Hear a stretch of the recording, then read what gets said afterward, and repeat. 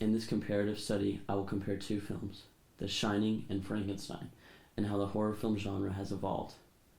Horror films have long served to instigate fear in their viewers through a variety of methods and concepts. The first interpretation of a horror film emerged in the late 1890s with renowned filmmaker of the time, Georges Méliès' Le Manoir du Diable, or The Haunted Castle. Soon after, the genre began to expand into the United States and Japan with films like Shinin no Sosei and Dr. Jekyll and Mr. Hyde.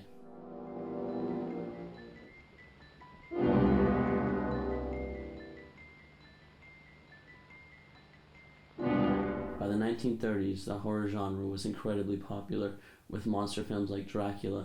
Indeed. And most notably Frankenstein. He's just resting, waiting for a new life to come. Directed by James Whale, was released at the peak of the monster film genre and tells the story of Henry Frankenstein, played by Colin Clive, a scientist who digs up corpses and assembles them into Frankenstein's monster, played by Boris Karloff. But things go wrong when the monster becomes autonomous and the film ends in fire. With a budget of only $262,007 and returning a box office of over $12 million, this film was culturally, historically, and aesthetically significant. It kickstarted a renaissance in the horror film genre, whose after effects continue to influence the industry. Throughout the late 20th century, horror films were a staple in both literature and film.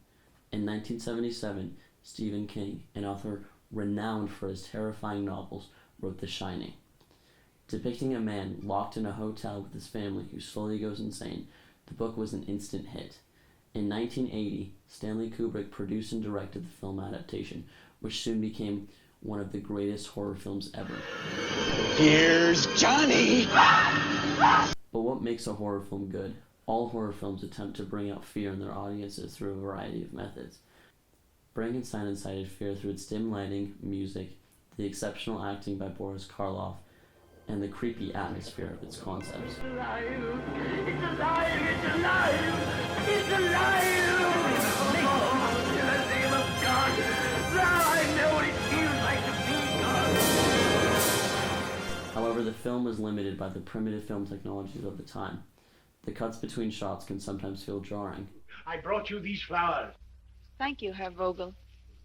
However, the film still displays excellent cinematography. We can see the use of Dutch and low angles during the stressful or ominous shots. The Shining used a combination of brilliant acting, genius cinematography, and spooky concepts, while also including some special effects. And most modern audiences would agree that The Shining's higher budget and better film techniques make it much scarier. The ways in which cameras, acting, and special effects have evolved since the 1930s simply allow for a much more immersive film experience. The aesthetic of these two films also differs greatly. Frankenstein relies heavily on dimly lit scenes with the ominous castle-like background, whereas The Shining takes on a more simplistic style. We can see this especially in Kubrick's use of symmetry, which concentrates the viewer on the actors and their exceptional performances. It also gives an air of loneliness, as Jack struggles in the isolation of the Overlook Hotel. Frankenstein's cinematography is characterized by its long dialogue shots with rather standard framing. Even when Frankenstein's monster is attacking Dr. Frankenstein, the shot remains almost motionless, save for the occasional pan or tilt. Which is an interesting choice because many movies today rely on chaotic cinematography to carry a narrative of violence. However, it is effective in how it concentrates the viewer on what is actually happening and not the way it is depicted. Despite Frankenstein being a primitive display of the potential of the horror genre, The Shining owes a lot to its trailblazing. At the end of the day, story is key, and Frankenstein's film interpretation will remain a classic for as long as the film industry exists.